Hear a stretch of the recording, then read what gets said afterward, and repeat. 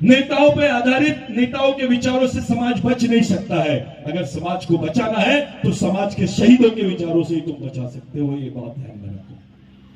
बहुत बड़ी चीज है समाज।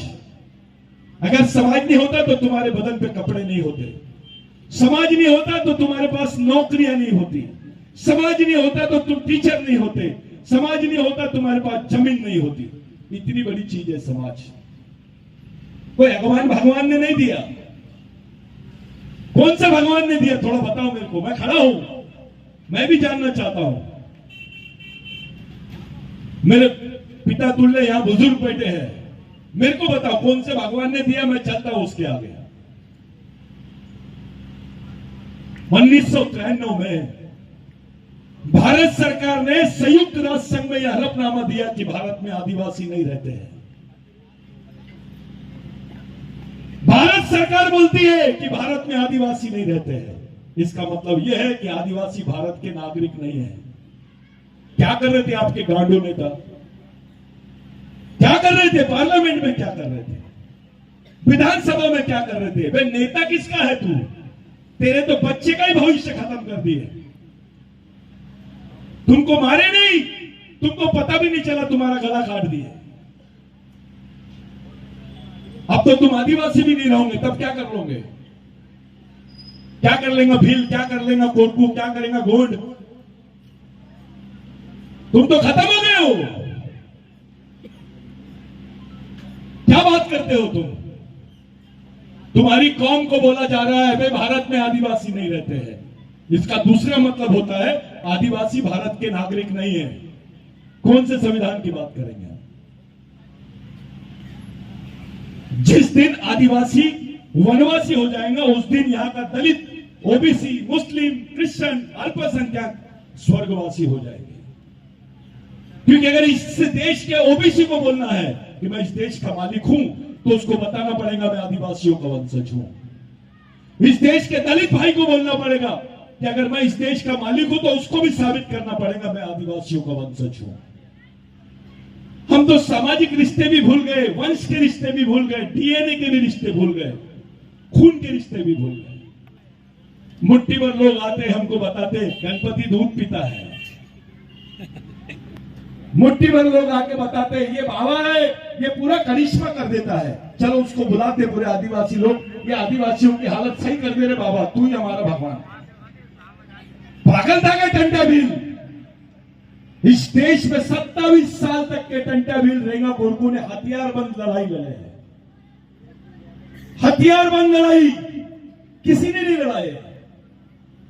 एक तरफ राजनीतिक संघर्ष था जो शहरों में दिखाई दे रहा था गांधी जी के नेतृत्व में, लेकिन दूसरी तरफ आदिवासियों का जंगली क्षेत्रों में संघर्ष था जहां केवल एक ही बात थी, इधर से गोली इधर से तीर धनुष, वहां मौत ही आखिरी अंजाम था। वो लड़ाई आदिवासियों ने लड़ी है। 70% लड़ाई देश की आदिवासियों ने लड़ी है। उनके हिस्से में क्या आया? भूखमरी, गरीबी, कुपोषण, नक्सलवाद, विस्थापन, डर, बलात्कार, बेरोजगारी। सबसे ज्यादा गरीब आदमी कौन? तो आदिवासी। सबसे ज्यादा जेल में कौन? तो आदिवासी। सबसे ज्यादा गरीब कौन? तो आदिवासी। सबसे ज्यादा बलात्कार किसमें होता? तो आदिवासी। हमारी कौम को गांडू बना रहे हैं। सचिन तेंदुलकर 0 पे आउट होता है तो दर्द होता है उसको,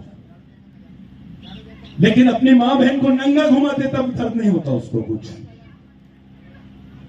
या अंबेडकर की फोटो लगा है, बाबा साहब, परम पूज्य बाबा साहब का फोटो लगा है। उस आदमी को मालूम नहीं रहता था उसके बच्चे मर गए। 1-2 महीने बाद उसको पता चलता था, इसलिए वो भगवान बना है। ये ओरिजिनल भगवान है।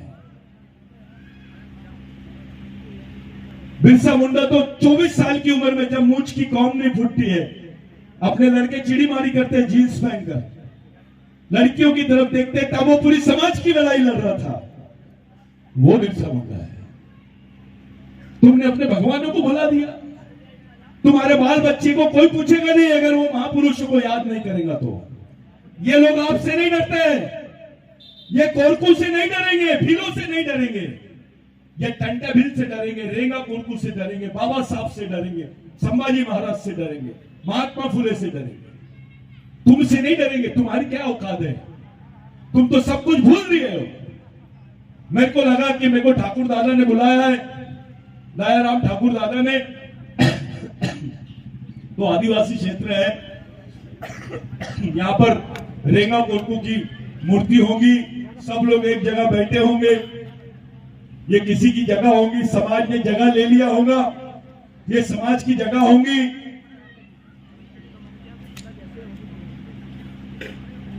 मेरे को कुछ लोगों ने बताया, अरे यहां तो अपने कोरकू भाइयों के पास जमीन है। तो एक से पूछता हूं मैं, तुम्हारा कब्रिस्तान कहां पर है बताइए? तुम्हारा खुद का जगह है?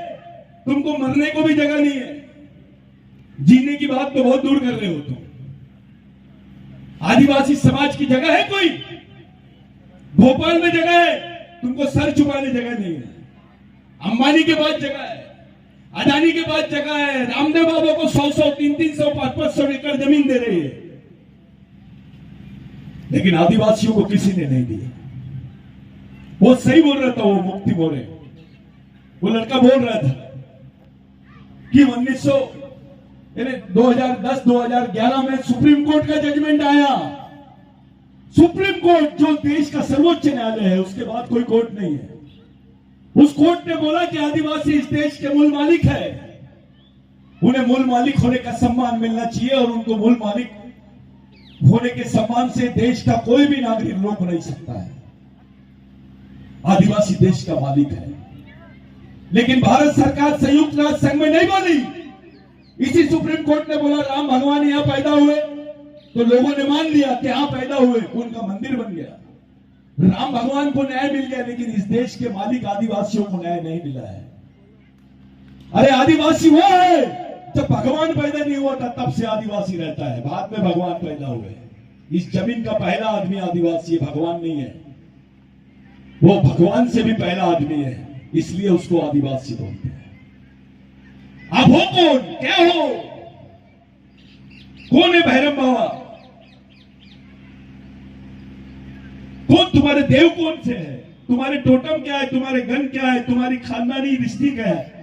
तुम्हारा जमीन से क्या रिश्ता है? झाड़ से क्या रिश्ता है? थोड़ा याद करो। ये आबा बाबा के चक्कर में, अगरबत्ती के चक्कर में मत पड़ो। अभी लड़ाई चालू है, अपने लड़कों को सिखाया जा रहा है। अबे लड़ाई के मैदान में खड़ा है, अगरबत्ती लगाएंगे तो बचेगा क्या? यहां तो लड़ना पड़ेगा तेरे को। और लड़ाई करने के लिए दिमाग सतर्क होना चाहिए, गांडू नहीं होना आदमी। घंटा भील ने बोला था, जो अपने भाई को नहीं पहचान सकता वो दुश्मन को नहीं पहचान सकता, जो दुश्मन को नहीं पहचान सकता वो आदमी मेरी नजर में गांडू है। तुम्हारे भाई कौन है? ये कोरकू अलग भाग रहा है, भील अलग भाग रहा है, गोंड अलग भाग रहा है, वो ओबीसी अलग भाग रहा है, एससी अलग भाग रहा है। ये ऐसी हालत तुम्हारी क्यों हो रही है? क्योंकि तुम महापुरुषों के विचारों पे नहीं चल रहे, नेताओं के विचारों पे चल रहे हैं। एक नेता बनाओगे तुम तो 5 साल काम देगा, लेकिन एक सच्चा सामाजिक कार्यकर्ता बनाओगे तो जिंदगी भर समाज के लिए काम करेगा। ये ताकत तैयार करो।